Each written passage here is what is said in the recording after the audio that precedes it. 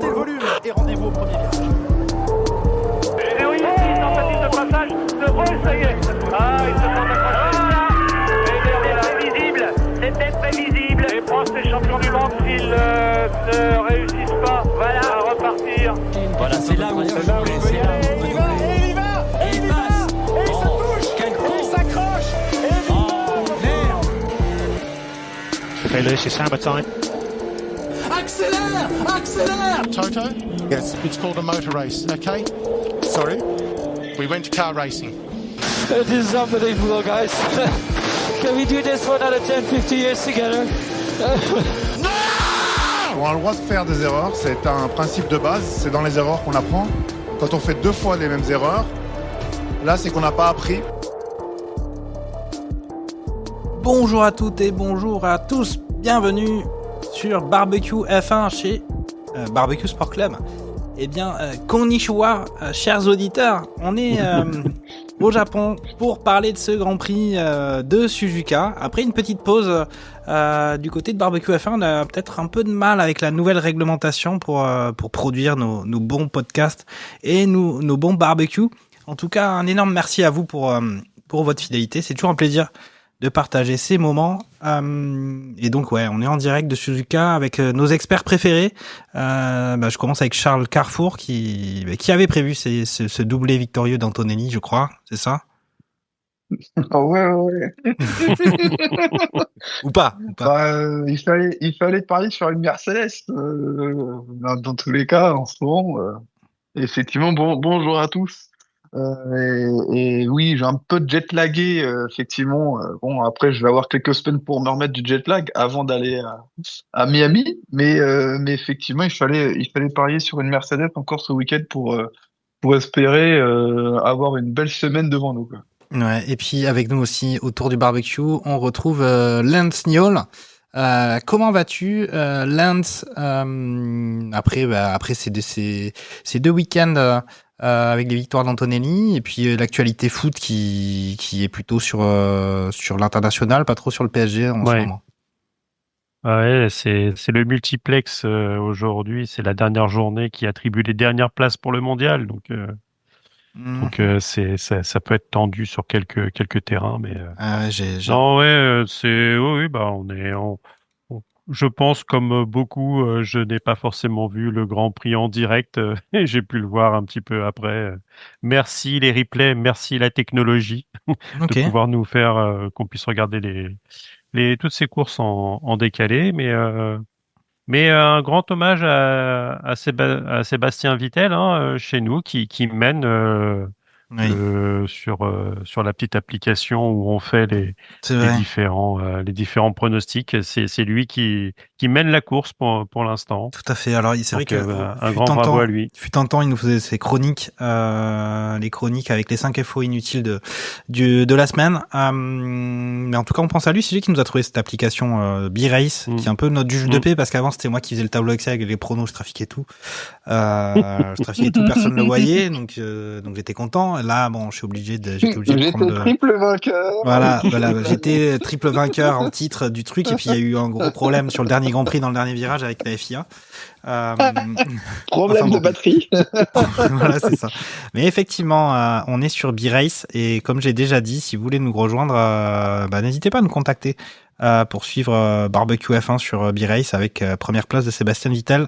Un certain Jacques Lafritte est en deuxième position, pas très loin, un petit peu comme les Ferrari avec les Mercedes. Mais alors, qu'est-ce qui s'est passé à ce Grand Prix du Japon? Alors, je vais peut-être faire des petites headlines comme ça. On a Kimi Antonelli, donc voilà, le petit Italien, le prodige italien qui rentre dans l'histoire, puisque il a remporté sa 2e victoire consécutive et c'est le plus jeune leader de championnat de F1 de l'histoire. Ensuite, on a pu observer aussi un retour en grâce des McLaren, en particulier de Piastri, puisque il n'a pas fait de course jusqu'à maintenant. Donc là, il se hisse sur le podium. Charles Leclerc encore, les Ferrari, on va en discuter, mais en tout cas, c'est heureusement qu'ils sont là pour le spectacle, je dirais. On a eu aussi, bon, j'ai parlé d'Antonelli, mais c'est vrai que côté Mercedes avec Russell, Russell était très frustré suite à ce week-end puisqu'il avait déjà pas gagné en Chine. Il se dit qu'il a un peu la scoumoune en ce moment. Et puis c'est vrai que là, cette histoire de voiture de sécurité a bien arrangé Antonelli au-delà de sa jeunesse et de son talent. On peut quand même dire que ça lui a facilité la tâche. On peut aussi parler de Red Bull et de Verstappen en particulier, qui est pas content. Verstappen pas content et qui a même pas réussi à passer en Q3 sur les qualifs de Suzuka, alors que bon, voilà, c'est quand même Verstappen, donc il se passe peut-être quelque chose côté Red Bull et côté Max. Et puis voilà, on a les Français dans les points avec une belle course de Gasly justement qui a résisté à Max. On a aussi le crash de Berman, on y reviendra parce que c'est en lien aussi avec la réglementation. On aura nos experts ont peut-être des choses à dire sur le sujet. Et puis peut-être noter que ça y est, Aston Martin a fini un Grand Prix avec un véhicule, avec une voiture, et ça c'est voilà, il faut en parler.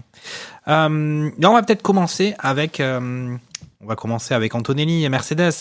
Charles, qu'est-ce que t'en penses? Ça y est, Antonelli, c'est bon, c'est le futur champion de la saison. Et puis Russell, on est en train de comprendre pourquoi Toto Wolff hésitait à lui re-signer un contrat et qu'il a qu'un contrat. Non, c'est ça l'histoire. Ça y est, c'est fini.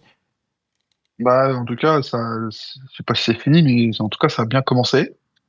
Depuis que l'année dernière, j'étais bec et ongle en me disant, ça y est, c'est Annie Piastri. Et, alors bon, ça fait troisième saison, quatrième saison qu'il était, il était enfin en Formule 1. Je me suis dit, ça y est, on a enfin un nouveau Hamilton entre guillemets quoi. Et au final, je me suis trompé parce que la saison est longue, c'est quand même 24 Grands Prix et on a le temps de voir évoluer les voitures. Donc je pense que tant mieux pour lui. Il faut qu'il prenne ce qu'il a à prendre. Les Mercedes, clairement, je pense sur la première partie de saison, vont se partager les victoires, peut-être sur des défaillances mécaniques ou électroniques, il y aura peut-être des victoires à les gratter par-ci par-là sur les autres écuries. Quand je dis les autres, c'est Ferrari et Mercedes et McLaren. Mais ouais, en tout cas, pour le coup, ce week-end-là, il a vraiment démontré qu'il avait un meilleur rythme et surtout un meilleur rythme quand il était devant. Là-dessus, c'est clair que c'est dommage pour lui même qu'il y ait une pause aussi longue, qui pourrait un peu, comme on pourrait avoir en basket ou en handball ou ce genre de choses, se passer ce momentum entre guillemets de cette lancée qui pourrait C'est du remettre latin, les cartes c'est à du Miami latin pour ceux qui n'ont pas momentum, c'est du latin. Pardon. Mais effectivement, ce petit break va peut-être, on va dire, rebattre les cartes pour Miami, où en plus c'est encore un autre circuit. Bon, on verra une grande ligne droite encore, hein, donc on va rigoler un peu sur le dernier secteur, mais bon, même sur le premier.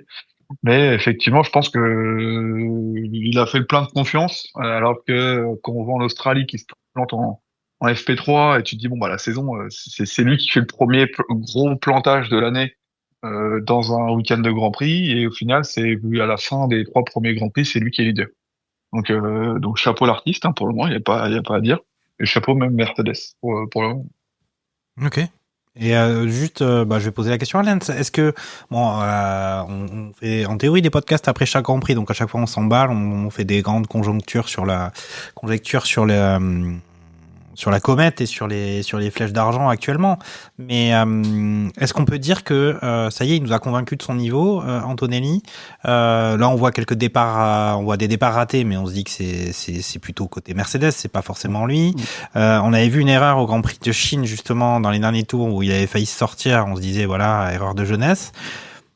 Et puis on voit Russell qui semble un peu perturbé par cette situation, parce qu'après l'Australie, ça y est, on s'est dit c'est bon, Mercedes ils vont tout écraser là, ils sont ultra dominants.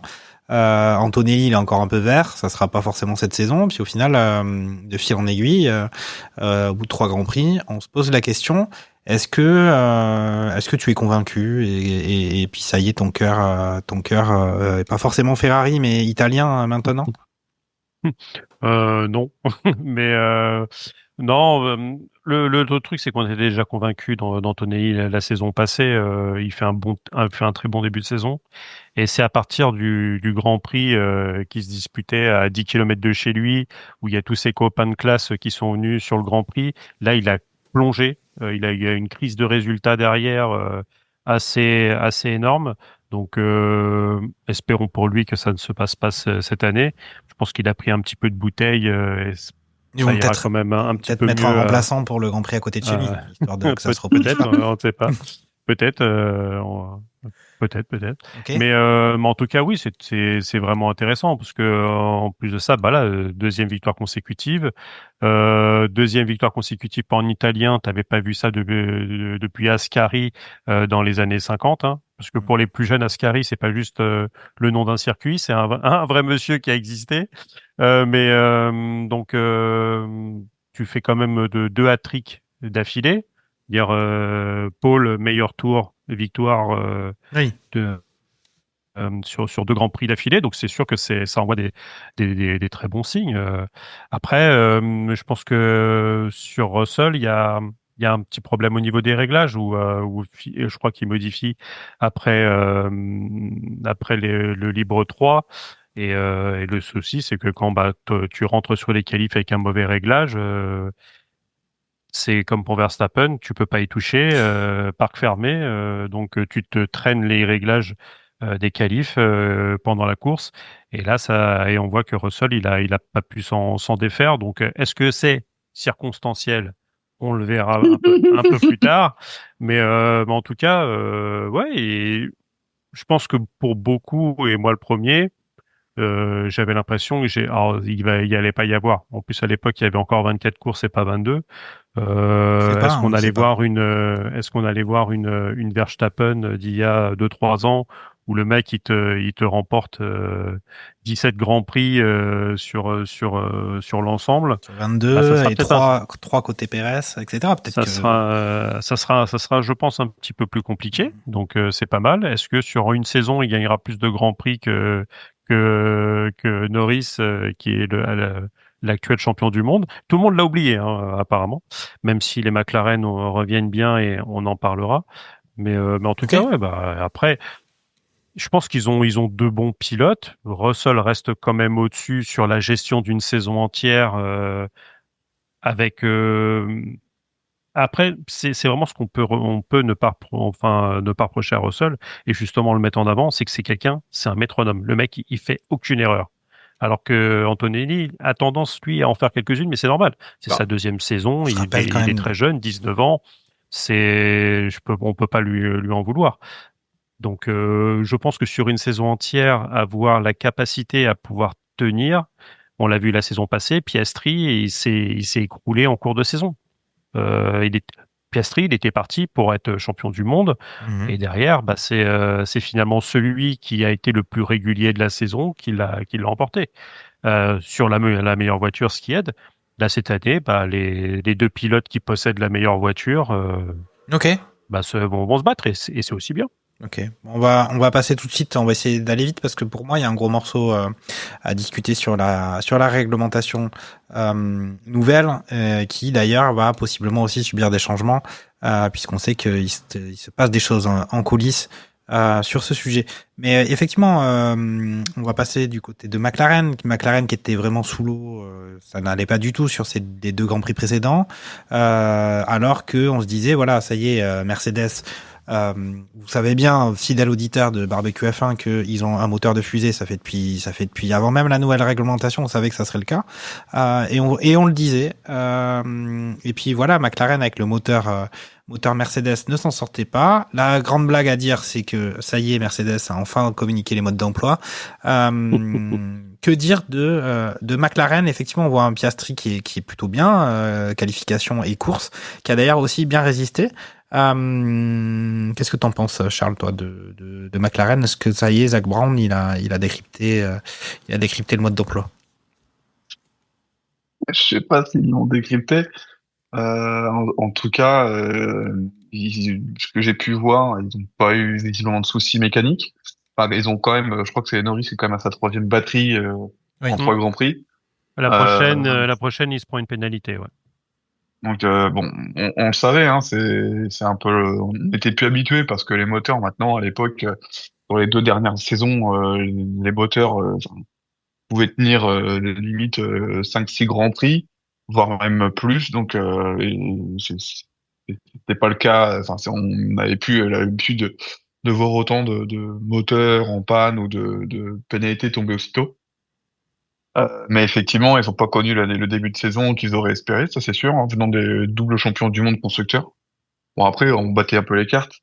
Concernant les pilotes, bon, les Norris sont relativement identiques à celle de Verstappen, c'est-à-dire qu'ils quand même ils fulminent sur cette nouvelle réglementation où en fait, c'est juste pour eux plus la F1 ou plus l'essence de la F1. Donc bon, ils font ce qu'ils peuvent, mais quand il t'explique dans son interview qu'il n'avait pas l'intention de doubler Hamilton tout de suite, mais qu'il est obligé de le faire sinon la batterie se vide et que du coup il sait très bien qu'ensuite il va être repassé par Hamilton, mais voilà du coup bah, avec la batterie il pouvait pas le faire.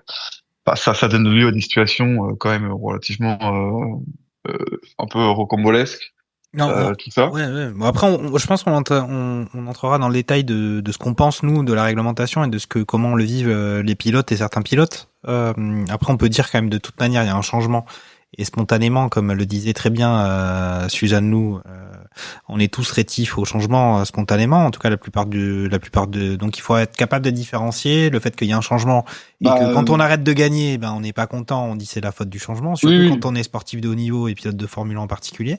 Certaines critiques qu'on pourrait formuler. Mais là, je pense qu'on fera ça dans un deuxième temps parce qu'il y a tellement de choses à dire. Là, on a parlé de McLaren. Est-ce qu'on avait aussi Ferrari qu'on avait senti, c'était le Grand Prix de Chine. On n'a pas fait d'émission sur ce Grand Prix, mais vraiment, c'était un assez beau Grand Prix animé notamment par les Ferrari et le Let Them Race avec les Scuderia Rules. Et pour le coup, c'était beau à voir hein, ce duel Leclerc-Hamilton, avec Hamilton qui se hisse sur le podium en Chine pour la première fois depuis qu'il est du côté de la Scuderia. Donc c'était chouette. Et puis on était aussi content pour Lewis quand même. Et puis là, ça rentre un peu. Il y a un petit coup de les espoirs se concrétisent pas en tout cas au Japon, puisqu'en plus McLaren a été quasiment un peu plus compétitif qu'eux au final sur le week-end, que ça soit en tout cas c'est ce qu'on a pu voir. Qu'est-ce qu'on pense de Ferrari à l'heure actuelle? Ils sont en retrait de Mercedes, ils sont la deuxième force actuelle. Ils ont promis des améliorations déjà pour Miami. Ils parlent beaucoup du travail qu'ils font de recherche, de développement sur cette saison. Qu'est-ce que toi tu vois pour l'instant du côté Lance? Ils travaillent, ils sont bien placés. Il y a des bons duels en course. Ils les laissent même se toucher là cette fois-ci. Au Japon, c'était chaud. Comment tu vois les rouges? On va dire que tant que les voitures terminent et qu'il n'y a pas de dégâts, on n'aura pas forcément de Tagada Rules, mais là, pour le coup, oui, ça anime. De toute façon, première émission de la saison. J'ai souvent tapé sur Charles Leclerc, disant qu'il était un peu trop soft, un peu trop gentil pour la Formule 1 et espérer autre chose que des accessites. Mais j'ai dit la première émission, on va s'amuser vraiment, on prendra du plaisir sur cette saison si Charles Leclerc est là.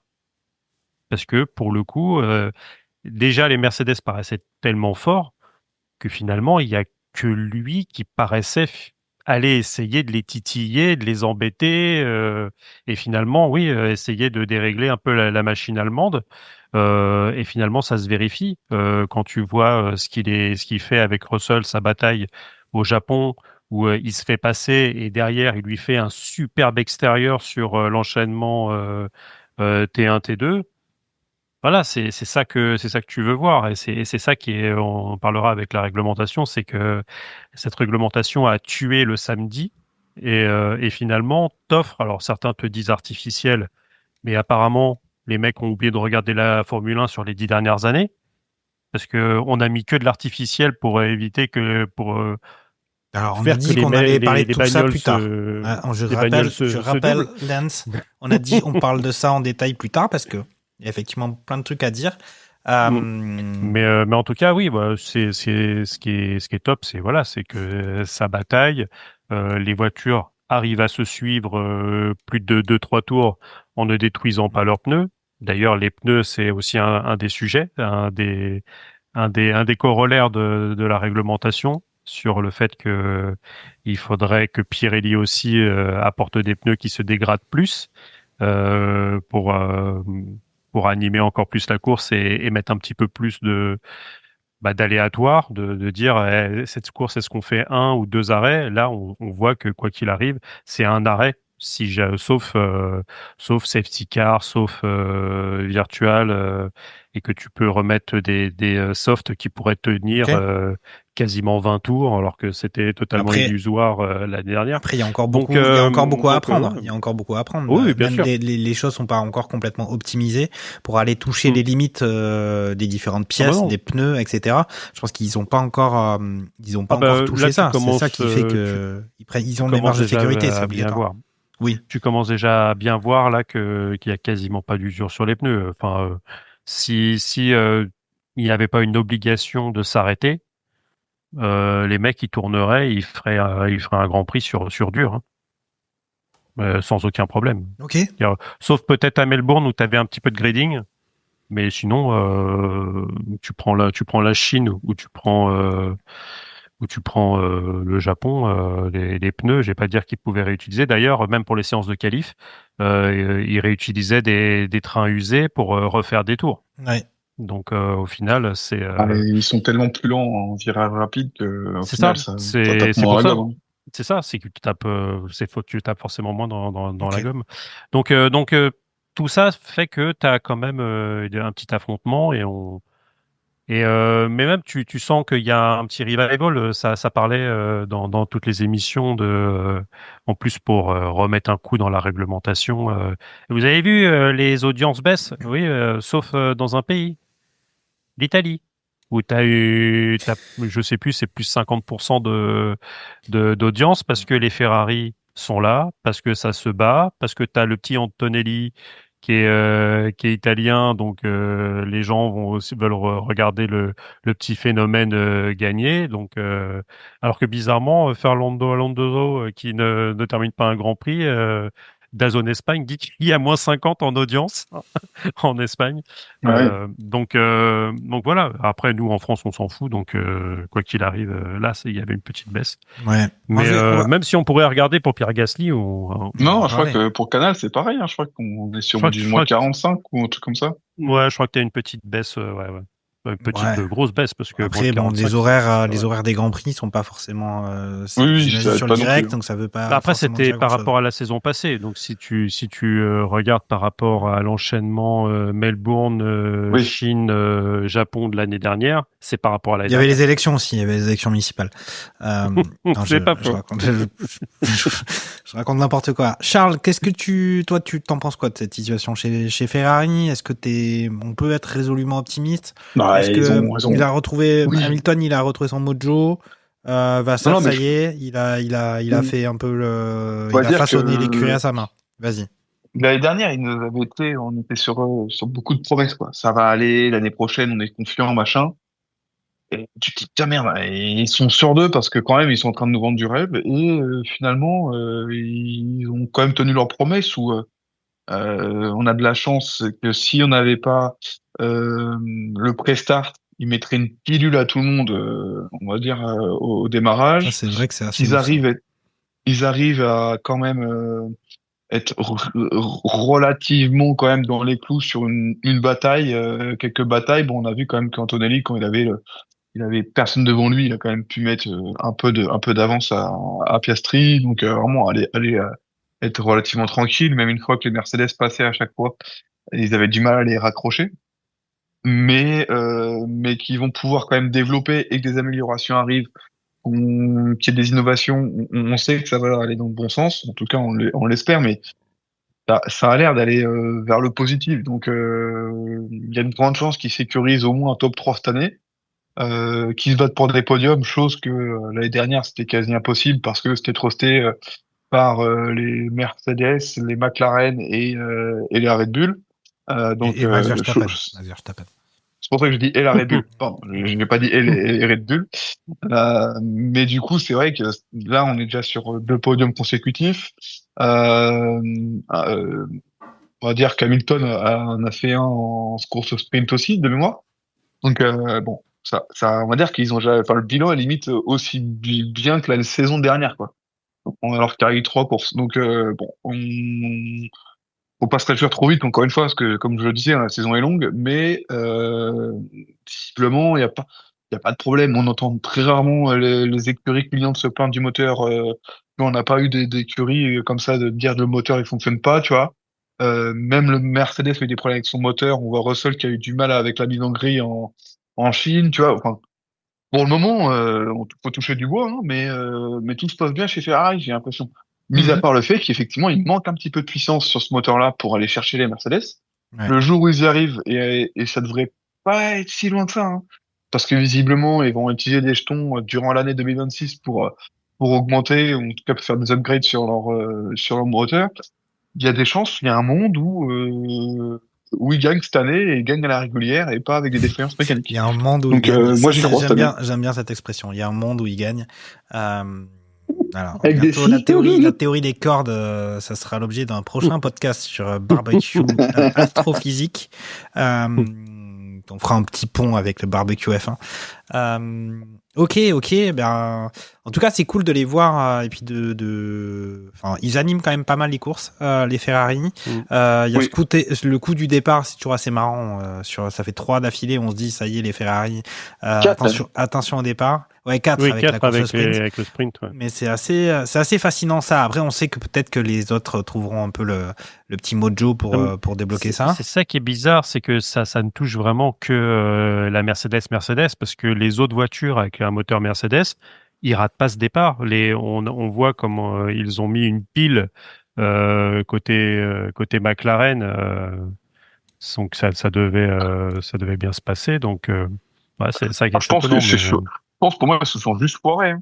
Comme Max Verstappen s'est foiré sur ses premiers départs, hein. Ouais, mais là, c'est quand même, ils se sont foirés en faisant un 4/4 Mercedes. C'est ça qui est. Quand tu te foires en faisant un 4/4, c'est que c'est pas juste circonstanciel. Alors, Je sais pas si t'es foiré ou si c'est le fait que Ferrari est tellement bon que t'as l'impression que les autres se foirent, quoi. Parce que tu prends ils ont mis le temps de réaction.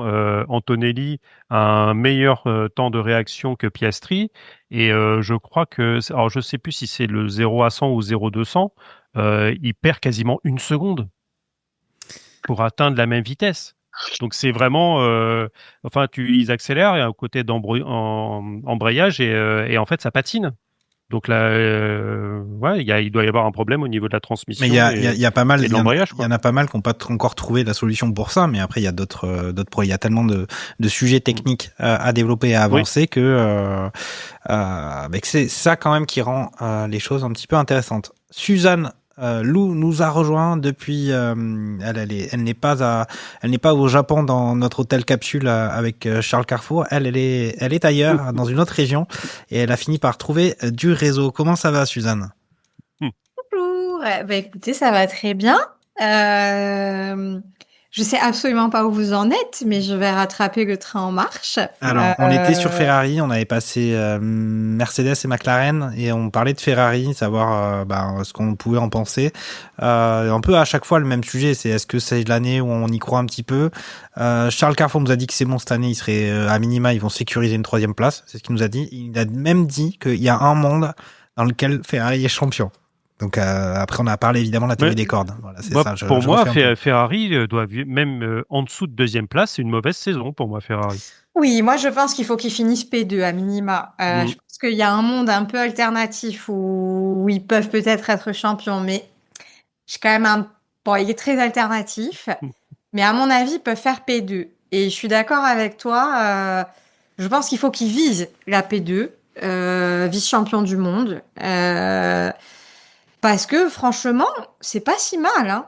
Ça m'a fait, après, ça me fait très très chaud au cœur. Désolée, ce n'est pas un double maléfique. C'est que je suis rentrée en Corse et du coup, j'ai récupéré toute ma corsité. Mais en tout cas, ça me fait très plaisir de voir que Lewis est de retour. Désolée si je suis complètement redondante avec ce que vous venez de dire. Mais vraiment, mon petit cœur de ferrarista est de retour. Ça fait, j'arrête pas de me dire comment ai-je osé dire je vais tout miser sur Mercedes et j'abandonne toute ma méditerranéité. C'est voilà. Et ça fait plaisir pour Lewis aussi et pour Charles aussi. Mais non, Ferrari, franchement, c'est pas si mal. Et en plus, Mercedes, j'ai un peu, personnellement, je sais pas si vous en avez déjà parlé, mais j'ai un peu des inquiétudes. Ça commence très fort, mais il y a quand même des signes de faiblesse voiture assez... Ah oui. L'écart, tu veux dire que l'écart se réduit, c'est ça? C'est que sur les performances, Ferrari est peut-être moins loin que ceux qu'on pouvait craindre. Ouais. Et puis il y a quelques signaux faibles. La voiture. Moi, au Grand Prix de Chine, je dois avouer que malheureusement, il avait l'air extraordinaire, mais je me suis endormie au bout de 7 minutes et demie. Et j'ai l'impression que j'ai raté le Grand Prix de l'année. En tout cas, c'est ce que mon mari m'a dit. Ouais, c'était chouette. Pourtant, il sautait à côté de moi d'extase et moi, je dormais.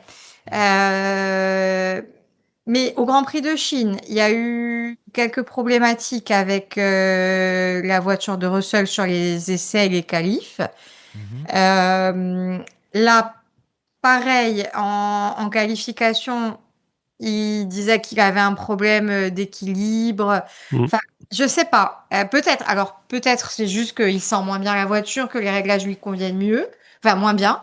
Et a priori, fonctionne un peu mieux pour Antonelli, quoique sur ces 2 victoires, il profite aussi de l'aspect circonstanciel. Ouais, effectivement, on avait utilisé cet adjectif. Oui, mais je sais pas, franchement, je suis pas sûre. Et puis après, il y a le changement de réglementation, enfin, il y a l'adaptation de la réglementation en juin, où j'attends de voir s'ils vont continuer de performer autant. On a dit qu'on ferait un focus sur la réglementation en deuxième partie d'émission. Qu'est-ce que je voulais dire par là? J'ai perdu le fil. Ouais, je suis désolée, moi j'arrive. Non, mais il y a pas de souci. Mais ouais, donc Ferrari. Ouais, donc ce que je voulais dire, c'est que ok, Mercedes, tu dis il y a des signaux faibles et tout, mais au final il y a quand même beaucoup de signaux faibles un peu partout. McLaren, ils étaient complètement au fond du seau, et là ils ont quand même réussi à faire un bon Grand Prix du Japon. Ferrari. Ils sont comme ils sont. Au final, ils sont plutôt solides. Mais c'est vrai que Mercedes, ils ont leur lot de soucis. Red Bull, ils y sont pas, etc. Donc, c'est peut-être quand même Mercedes ceux qui ont le moins de soucis. Ils ont fini tous les grands prix. Donc, ils sont plutôt bien. Tout de même, je dirais que je le vois un peu comme ça, moi. On a fait le tour de... Et après, on sait jamais avec Mercedes s'il n'y a pas encore un petit interrupteur caché qui le party dit que mode, le party voilà, mode c'est de Lewis Hamilton. On mettait un petit peu ça sur le premier Grand Prix en se disant est-ce que ils mettent pas tout pour éviter qu'il y ait un trop gros écart avec les autres et qu'il y ait ces fameux jetons gratuits qui tombent dans la saison pour aider les autres écuries à s'équilibrer.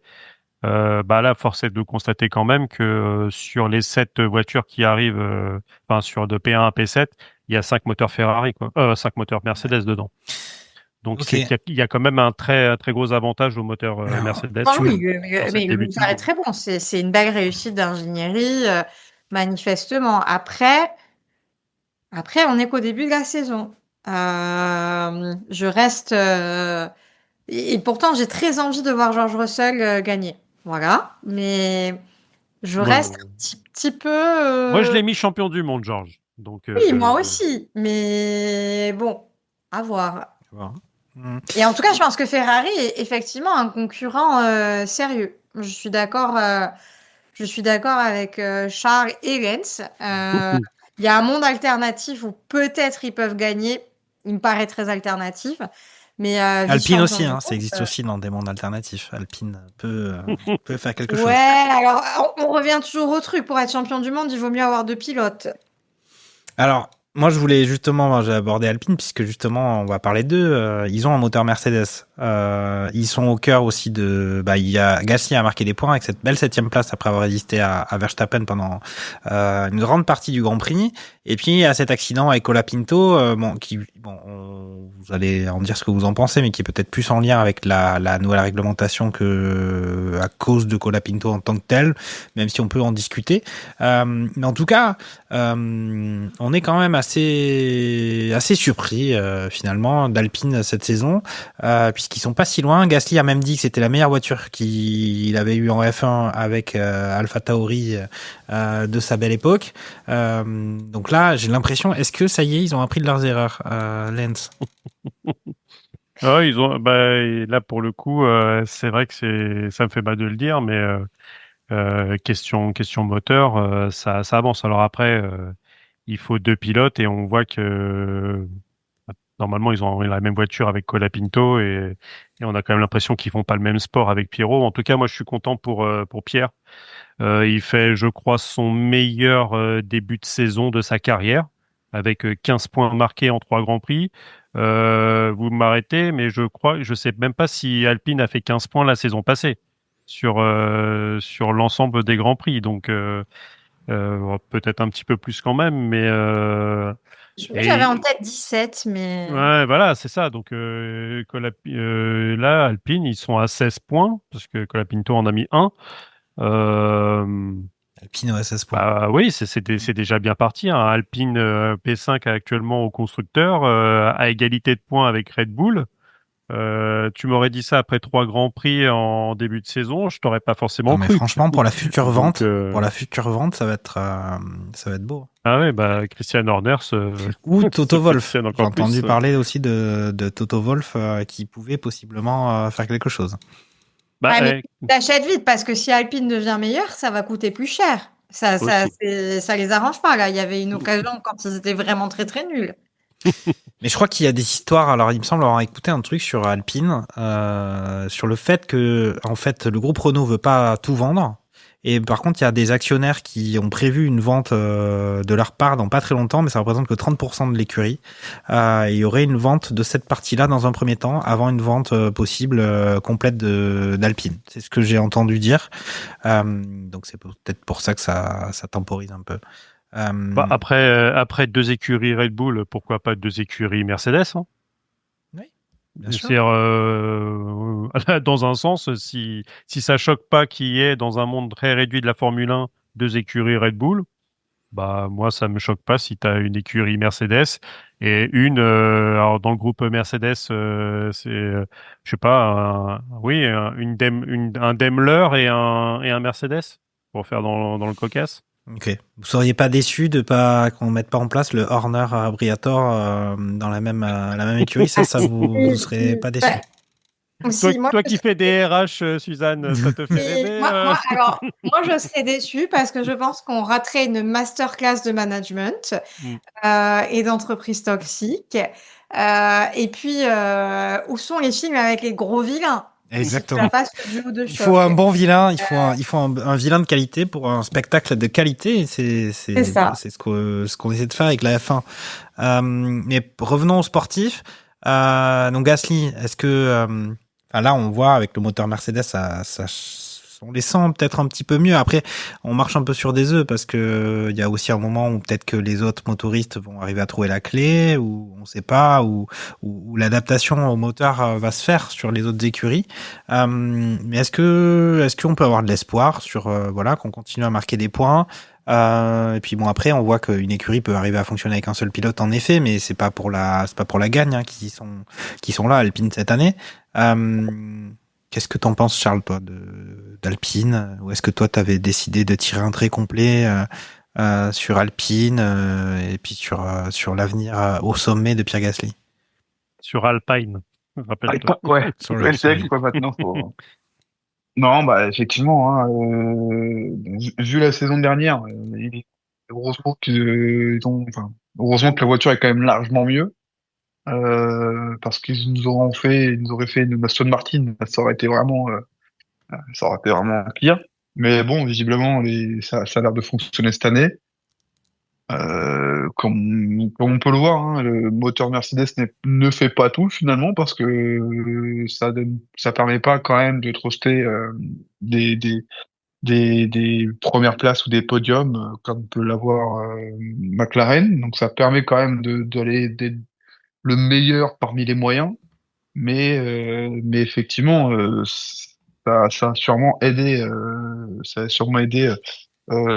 Alpine pour ce début de saison, quoi. Ouais. Par contre, effectivement, ils sont cinquième au championnat avec 15 ou 16 points, un truc comme ça, en espérant que la saison continue comme ça. Mais c'est très bien que le deuxième pilote se bouge un peu pour aider l'écurie. Colapunto.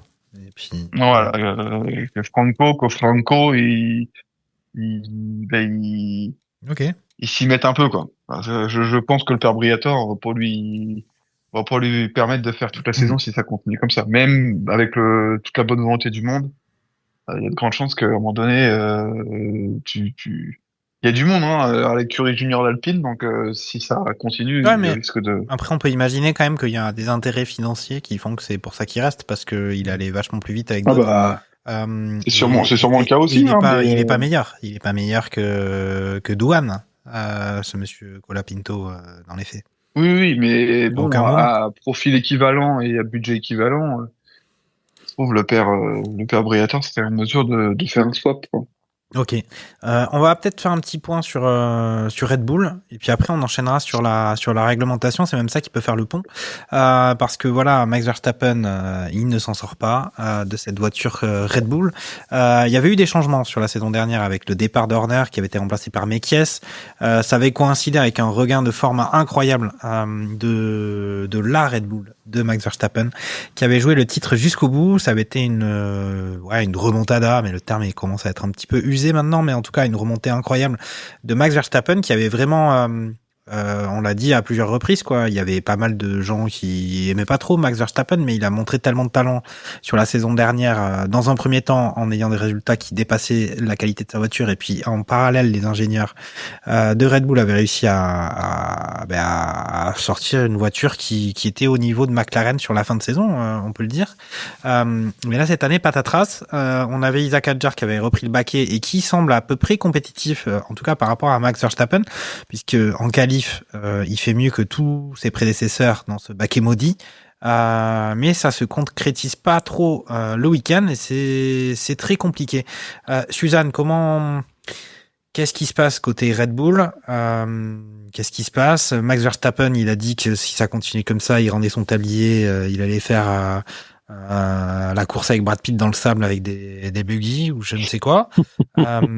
Comment imaginer les prochains Grands Prix cette saison côté Red Bull?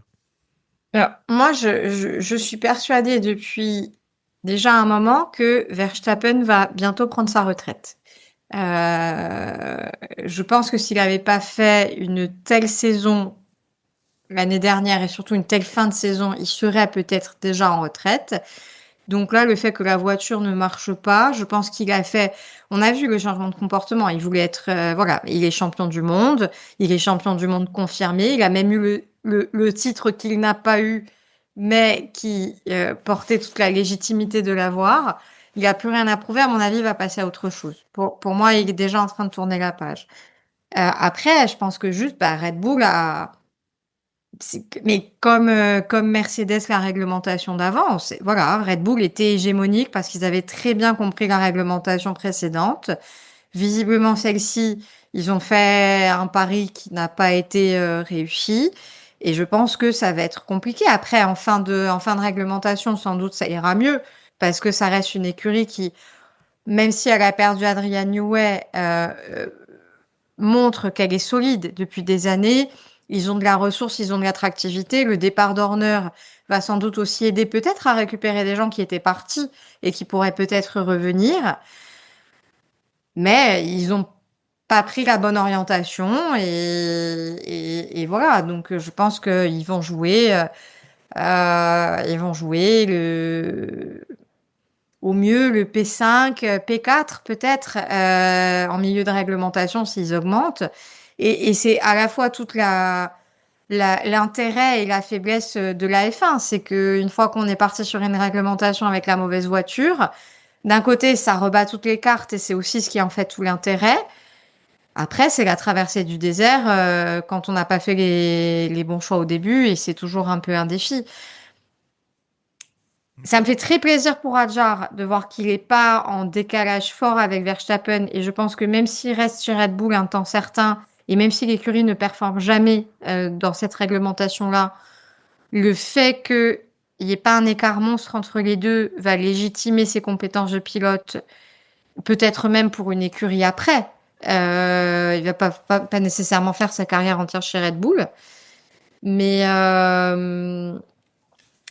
voilà, je pense que le cas Red Bull, il est assez simple. C'est l'écurie hégémonique qui ne l'est plus parce que la réglementation a changé et qu'elle n'a pas pris les bonnes orientations. Et c'est facile à dire de mon canapé, elle n'a pas pris les bonnes orientations. C'est toujours un pari énorme.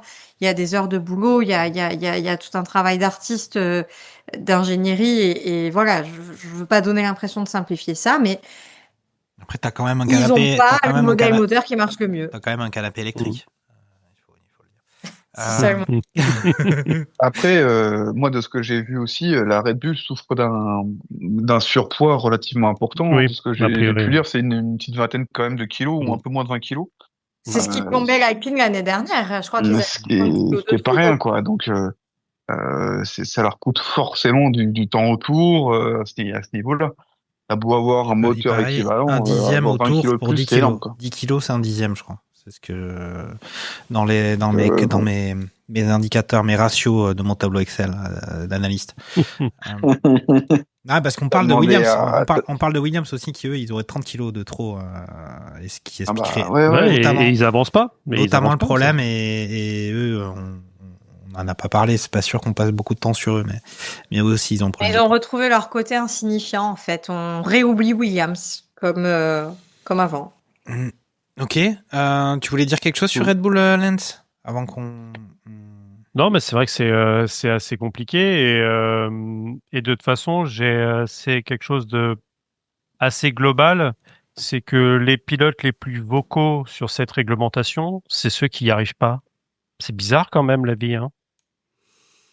Dire qu'on je sais pas, c'est quand sur celle d'avant. Les mecs sortaient à moitié et tu les voyais, c'était des papy-mougeaux à force de se prendre du rebond sur 50 tours. On n'entendait pas Red Bull se plaindre parce que ça se passait très bien, alors que Mercedes, ils voulaient pas en entendre parler. Et là, c'est un petit peu l'inverse. Max, il avance pas, ça menace de partir. Alors après, est-ce que finalement, si Red Bull est parti dans un trou noir de 4 ans, est-ce que un Verstappen qui est pas dans la bonne position, c'est la fameuse clause du contrat où ça lui permet de partir là où il veut? Est-ce qu'il irait pas dans ce cas-là le fameux serpent de mer de le voir débarquer chez Mercedes, une équipe qui pourrait lui donner des titres de champion du monde? Et là, bizarrement, je pense que la réglementation, elle lui irait très bien. Donc c'est et tu Sainz qui se plaint aussi. C'est marrant parce que je croyais que t'étais qu'il avance pas. Oui, mais alors Sainz, je crois qu'il y a aussi il est pas président de l'association des pilotes maintenant. Si. Donc il y a ça quand même. Il a son mot à dire quand même. Il est d'autant plus vocal, c'est-à-dire que les gens vont se plaindre quand ça fonctionne pas, et bizarrement sur les départs, on n'entend pas Ferrari se plaindre.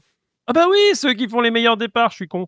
Donc non, mais à un moment, c'est chacun prêche pour sa paroisse.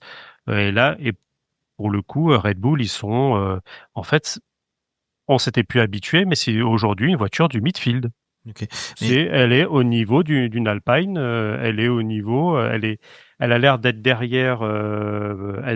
Elle a pas réussi à doubler Gasly. Elle a pas réussi à doubler Gasly. Donc, après, tu as Verstappen qui réussit à faire les trucs. Et on voit, il fait aussi des départs qui sont un peu bizarres, où il se retrouve quasiment à la fin. Hadjar aussi. Hadjar, il arrive pas non plus sur le départ. Ouais, et même Hadjar, tu vois, il est pas content de la voiture. Lui, Hadjar, il vient en Formule 1, c'est pour tout manger. Là, actuellement, il dit, moi, limite, je suis chez Red Bull, c'est pour me battre pour des podiums, pas pour me battre pour avoir 1 ou 2 points. Hadjar, au bout de 3 grands prix, il a 4 points. Je pense qu'il s'attendait pas à ça. Côté Racing Bulls, ils sont pas si mal. C'est ça, ouais. Ils sont mieux. Et quand tu vois que là, sur les qualifs, t'as Lindblad, qui est rookie, sur la voiture de la petite sœur, qui sort Verstappen de la Q3. Yes. Ça fait mal aussi, quoi. Ces genres de trucs, oui, ça donne pas forcément envie de faire autre chose qu'aller avec ses copains faire des tours de Nordschleife. Ok, alors on va peut-être maintenant passer à ce qu'on peut penser de cette réglementation après ces 3 grands prix. Après, il y a les 2 prochains qui ont été annulés pour cause de guerre, et donc on a une période plus longue presque que la période estivale, jusqu'à Miami.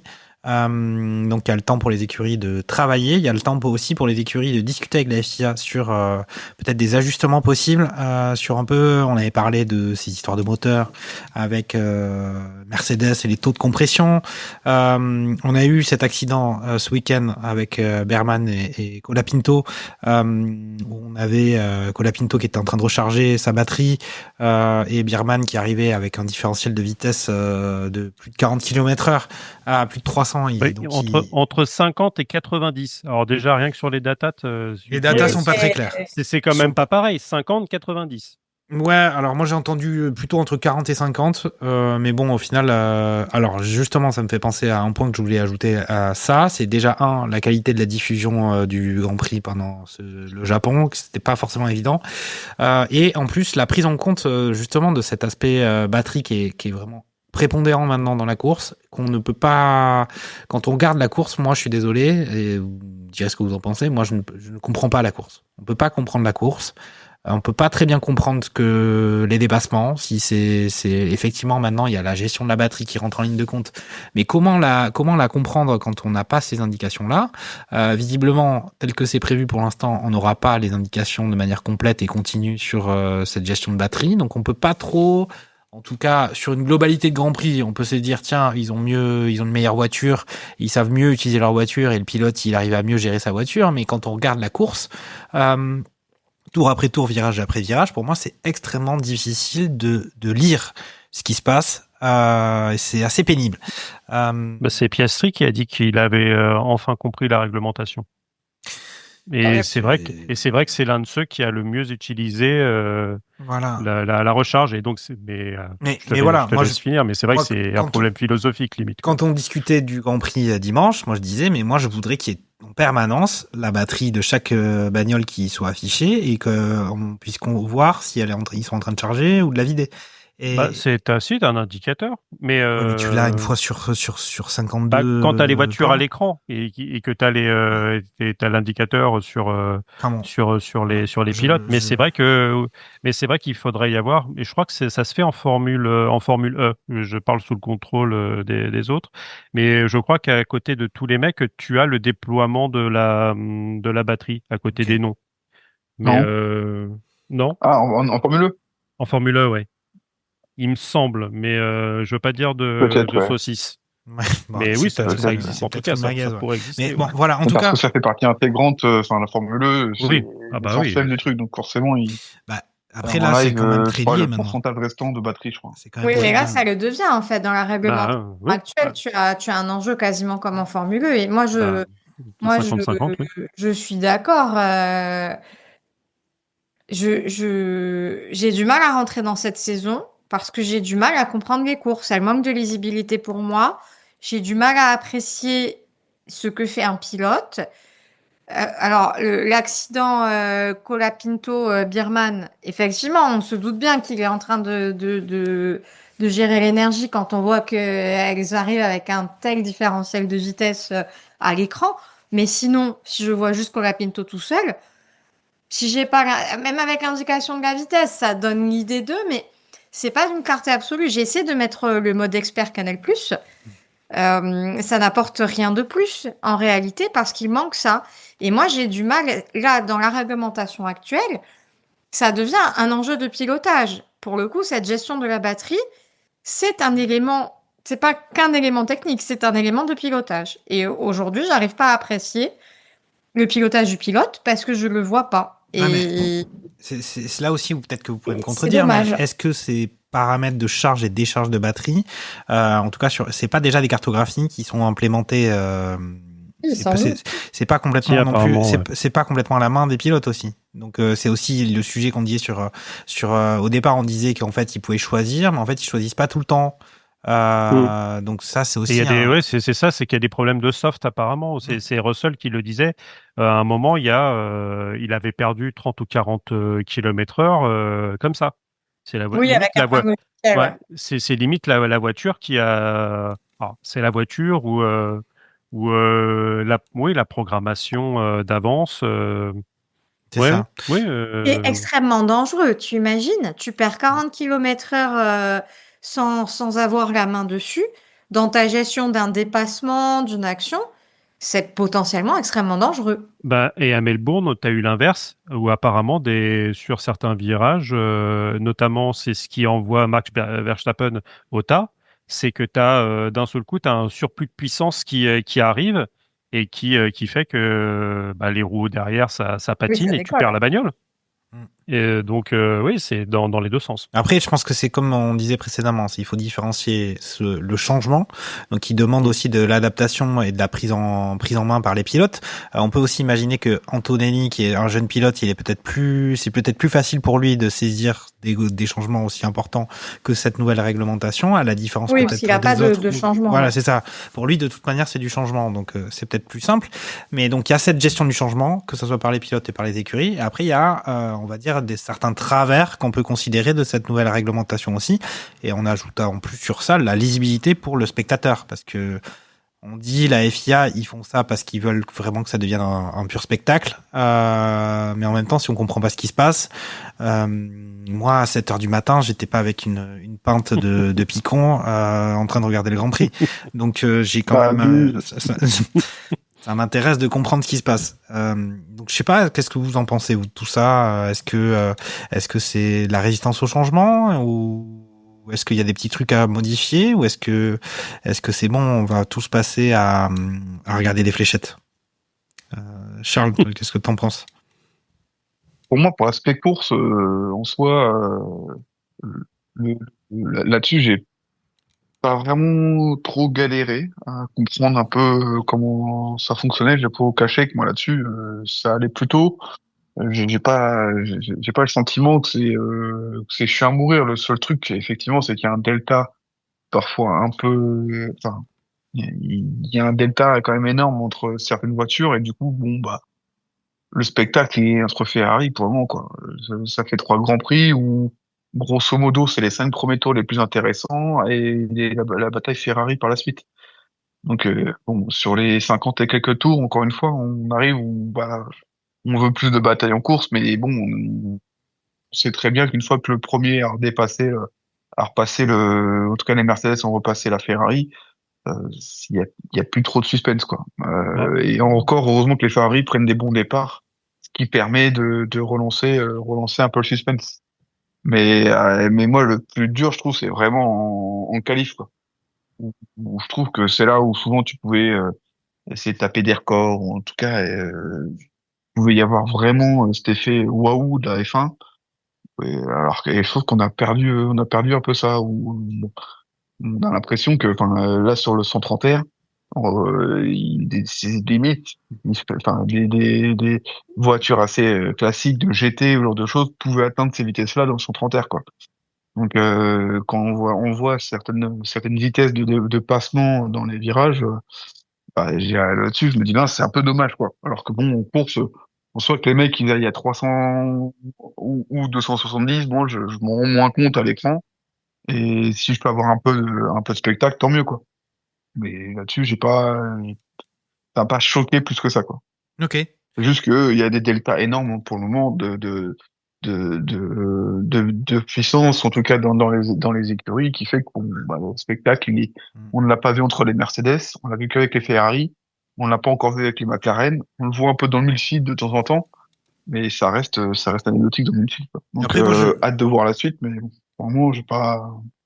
ça va me marquer, quoi. Bah, moi, je partageais cet avis sur justement, alors que sur les saisons dernières, on était presque à se dire que c'était vraiment sur pas mal de grands prix le samedi qui était le plus passionnant presque. Et là, au final, je pensais ça, et puis le Grand Prix de dimanche m'a fait penser quand même moi j'ai un manque de lisibilité. Est-ce que Lens, toi, tu partages ça, ou t'as un autre avis, ou tu dis qu'il faut laisser sa chance au produit, comme on dit quand on va dans un salon de gastronomie? Non, mais je pense que sur la course, y a rien à dire sur le fait que ça se bat beaucoup plus. La saison passée, le samedi te donnait grosso merdo les places du dimanche. À part abandon ou un mec qui faisait du stock car au premier virage, ou une safety car à la noix alors que t'as changé tes pneus juste le tour d'avant et que tu te fais avoir, ou alors une météo capricieuse.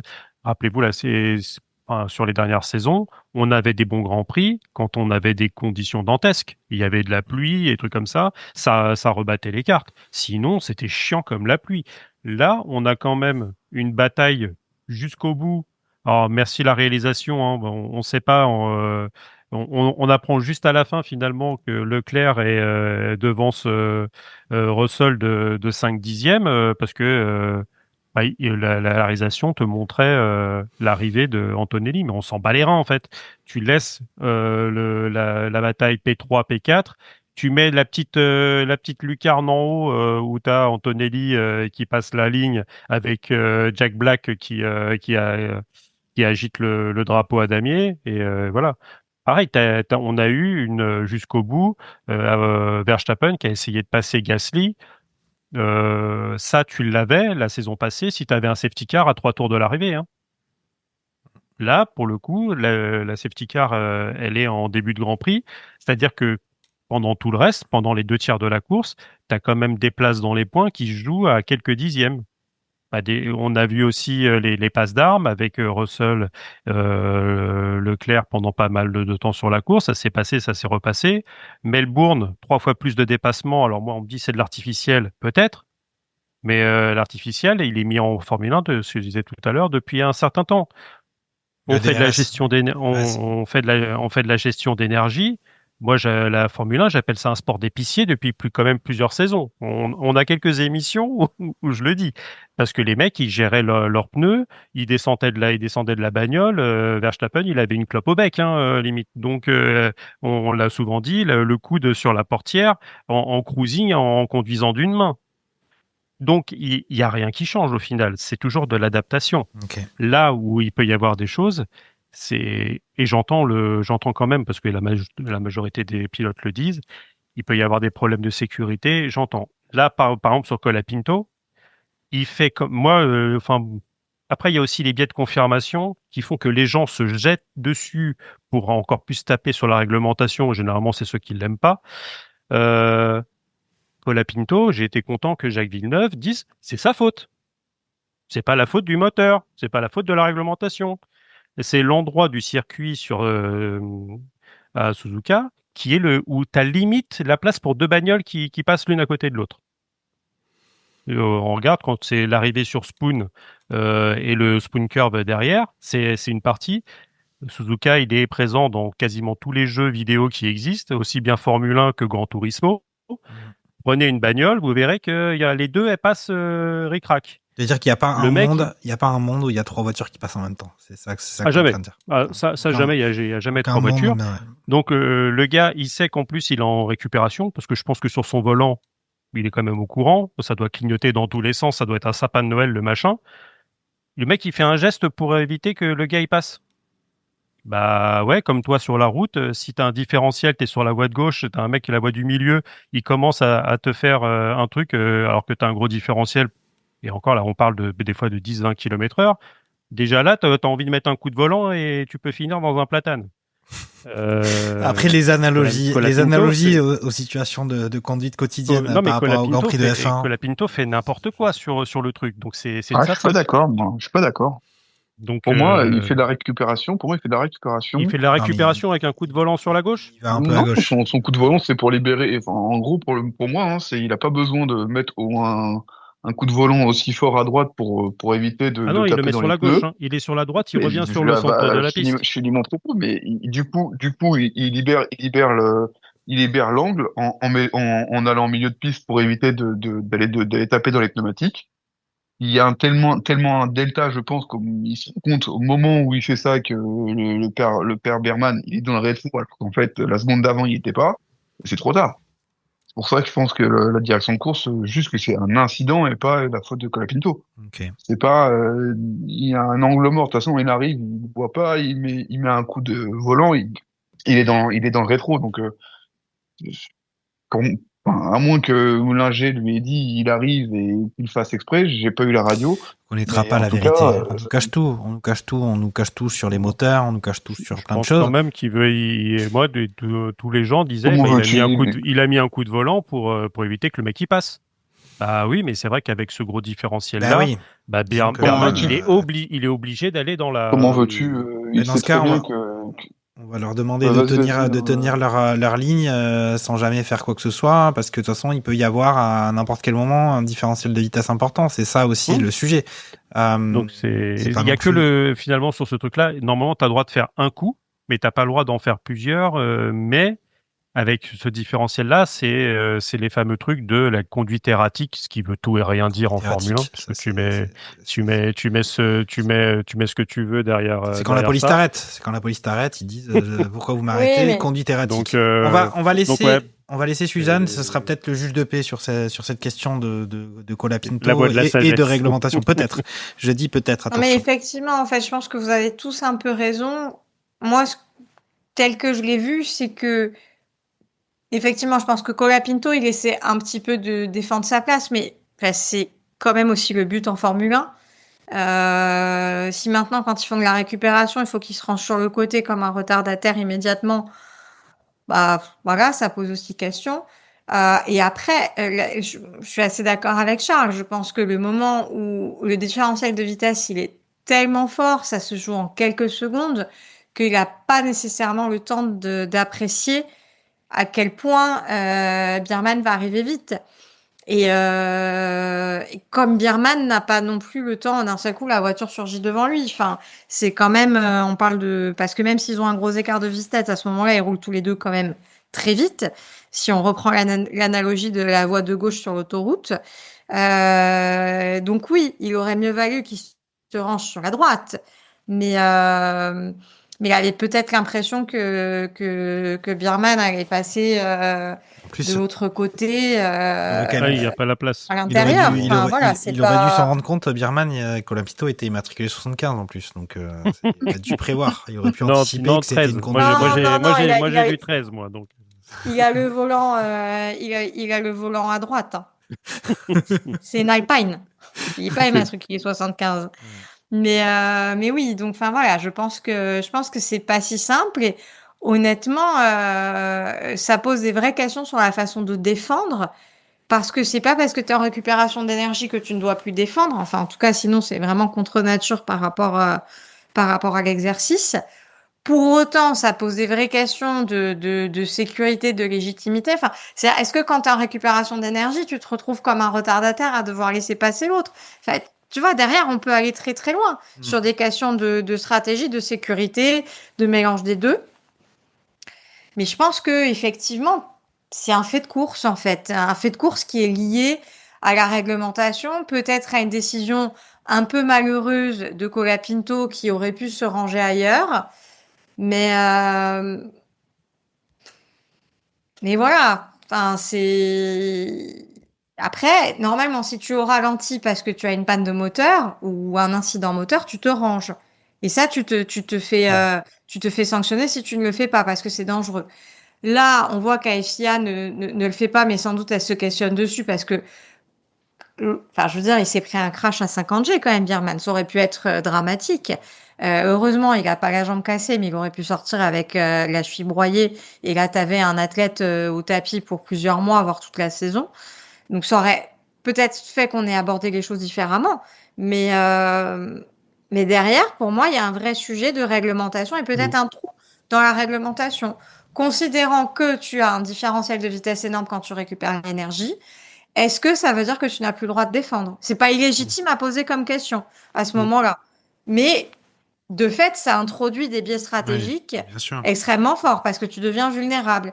Enfin voilà. Tu l'es, hein. Je pense qu'il y a un manque de maturité, mais c'est normal. C'est une nouvelle réglementation très différente. Il y a des nouveaux enjeux techniques et technologiques, et il y a encore des effets de bord qu'on mesure pas et qui vont se faire jour au fur et à mesure de la saison. C'est assez intéressant, mais voilà. En tout cas, moi, j'ai une vision un peu, je pense, mesurée du truc, quoi. En gros, c'est ni blanc ni noir. En gros, Colapinto, il aurait fallu qu'il y ait tout qui s'allume sur son on-board, là, avec, en gros, il y a un missile qui arrive, tu t'es fait, qu'on appelle ça, tu t'es fait taguer par le missile, il faut que tu fais plus rien, tu le laisses passer, quoi. C'est un peu, c'est peut-être ça, le futur. C'est, tu fais de la récupération, t'as une voiture qui n'en fait pas, et donc toi, tu dois la laisser passer, quoi. C'est pour ça qu'on est parfois sur de la philosophie et je pense qu'il y a ça aussi qui s'affronte sur cette réglementation, c'est que pour beaucoup la Formule 1, et même si je le rappelle que c'est devenu un sport d'épicier où tu devais plus gérer tes pneus qu'aller vite, il y a une philosophie, c'est-à-dire qu'il y en a beaucoup. Un 130 R, c'était un morceau de bravoure à passer à fond. Aujourd'hui, je ne vais pas dire que, et c'est Alonso qui le disait, il y a la moitié de l'équipe qui peut conduire la Formule 1 aujourd'hui. C'est-à-dire que tu n'as plus forcément de morceaux de bravoure, tu n'as plus besoin d'être un pilote d'exception, où on disait souvent que les pilotes de Formule 1, ça représentait le panthéon du pilotage. Normalement, ce sont les meilleurs. Même si moi, j'ai limite plus peur quand je vois les pilotes de WRC sur des mini-routes sur le rallye de Corse. Non, mais ça, c'est autre chose. Après, t'as une évolution, t'as une évolution du pilotage. Là, au final, ça va être la capacité à pouvoir, au final, à avoir une stratégie à 300 km/h sur de la gestion, de la récupération, etc. C'est ça qui évolue. Et c'est pour ça que je te dis que c'est de la philosophie. Et je pense qu'il y a beaucoup de pilotes, pour eux, c'est pas de la course. Et que finalement, à faire c'est une sorte d'entre-deux à plus verser vers la Formule E. Si les mecs ils ont envie de faire de la gestion d'énergie, ils vont faire de la Formule E. Sauf que bon, la Formule E, personne ne regarde. Ils vont faire des audits dans les maisons. Et après, il y a aussi l'aspect sécurité, c'est qu'ils disaient que là, ça s'est arrivé à Suzuka avec un grand dégagement. Quid si tu n'as pas de dégagement. Si tu es à Jeddah ou Bakou, que tu es sur un virage avec une récupération d'énergie, que tu as un mec qui arrive derrière, il fait un écart, il finit tout de suite dans le mur, le mec, il est mort.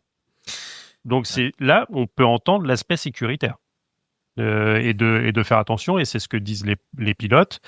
Après, est-ce que ça va être comme la dernière fois où quand les mecs voulaient... quand c'était l'Arabie Saoudite où il y avait eu où ça avait pété pas loin du circuit, que le mec avait voulu faire un droit de retrait. Ouais.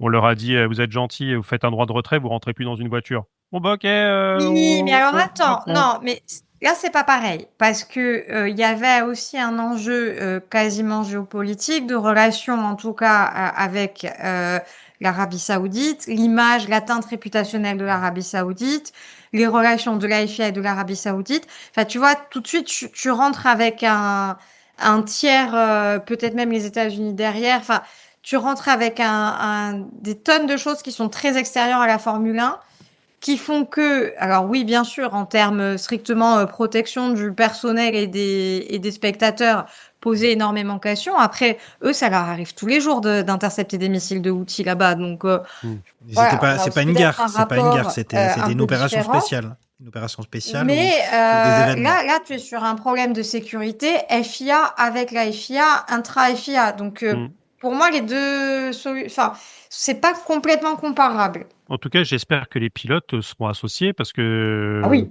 À l'heure où on parle aujourd'hui, on ne sait pas s'ils vont participer aux fameuses réunions du mois d'avril. Là, hein. Et là, tu le vois pour le coup, quand on parle de sécurité, pour les pilotes, les mecs les principaux intéressés ne sont pas invités.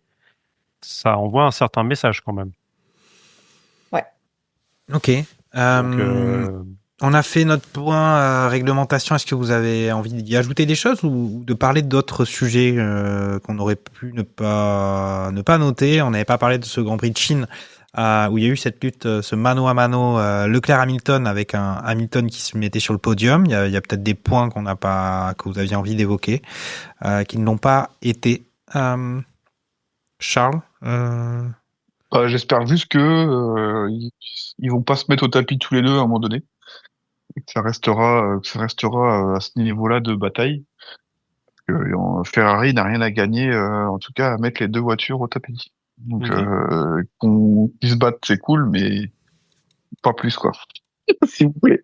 D'accord. Oui, laissez-nous un peu d'espoir, là. Ouais, moi je suppose que j'ai fini de regarder la dernière saison de Drive to Survive parce que quand même je l'ai regardé et je sais pas si c'est votre cas. En tout cas, Zach Brown qui avait pas forcément une image de ouf, il sort pas encore de nouveau grandi de cette dernière saison. En tout cas, c'est mon sentiment, mais bon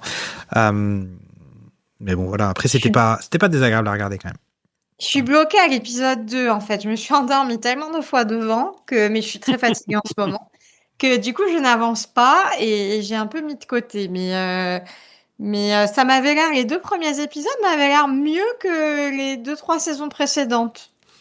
Ouais, après ça fait toujours, c'est assez marrant de regarder ça quand il y a une nouvelle saison qui a repris déjà parce que dans la tête tout se mélange. Après c'est vrai que ça parle pas peut-être assez de sport à mon goût ou de la course en tant que telle. C'est très elliptique sur ces choses-là. Bon après c'est bien aussi de voir les gens derrière les casques, comment on dit, même si au final c'est monté et ça reste artificiel, mais il y a un peu cet accès-là qui est pas désagréable. C'est plutôt. Est-ce que vous pensez qu'Alonso a vendu les droits d'image de la naissance de son enfant pour la saison prochaine? Ah, peut-être. En tout cas, c'est surpris quand même qu'il ait fait je sais plus quand est-ce que l'enfant est né, mais qu'il soit au Japon en plus pour une voiture qui, voilà, il a fini, mais bon, qui avait une toute petite chance de finir le Grand Prix. C'est assez, voilà, il aime son travail, quoi. Voilà. Et surtout qu'apparemment, il aurait nommé son fils Fernando. Okay. Ah. Je crois que t'allais dire Aston. J'ai cru que t'allais dire Aston, mais non, Fernando, ça limite. Lawrence. Pourquoi pas. Ok, bon. C'est le mot de la fin, alors. On va essayer de... Ouais, pardon. En attendant, on pourra refaire un point réglementation sur ce qui a changé dans un mois suite à tout ça, mais bon. Mais c'est vrai que je pense que sur cette réglementation, il pourrait gagner s'il y avait finalement un mode qualif et un mode course. C'est-à-dire que sur le samedi, tu permets finalement, alors peut-être que tu utilises que le thermique ou tu permets à la batterie d'avoir une plus grosse capacité, mais à la limite je sais pas comment ça peut se goupiller parce que vu que t'es parc fermé après les qualifs, tu peux pas changer le moteur non plus. Mais franchement à la limite quitte à faire un parc fermé où tu ne modifies que mais bon, là, dans ce cas-là, faut faire confiance aussi aux bagnoles, ou alors faut faire un avant, un après hyper pointu. Mais oui, je pense que déjà, si tu peux redonner au samedi un petit coup de boost avec c'est ce que disait Leclerc. Le gros problème, c'est ça, c'est que tu fais déjà un tour limite en Q1. Tu sais que à part avec l'amélioration et le gommage de la piste, tu vas pas forcément beaucoup t'améliorer non plus. C'est-à-dire que quand tu as fait un tour, bah ça sera compliqué de l'améliorer parce que tu as déjà tout donné, donc des fois tu peux avoir des petites erreurs que tu peux rattraper, mais tu as plus ce truc du là ce tour-là, je prends tous les risques, je passe à la limite, etc. Il me semble qu'ils ont déjà ajouté ils ont déjà ajouté de l'énergie. Oui, il y a quelques mégajoules en plus. Ils ont déjà fait cette évolution-là, mais c'est vrai que elle me semble assez souhaitable. On est sur un tour chrono. C'est vrai que tu dis, bon, au final, il y a de la gestion sur ce tour chrono et de la récupération, etc. C'est quand même un peu dommage Moi, je suis d'accord avec toi, Lance, pour une fois. Je le note, je le mettais peut-être dans le titre de l'émission. On verra. Bon, c'était un plaisir de se retrouver. Effectivement, on est en théorie en dehors d'un hors-série possible. On ne sait jamais. On va se retrouver dans un mois après Miami. Salut les gars. Salut Suzanne. Salut tout le monde. Et à dans un mois. Ciao, ciao. Adore.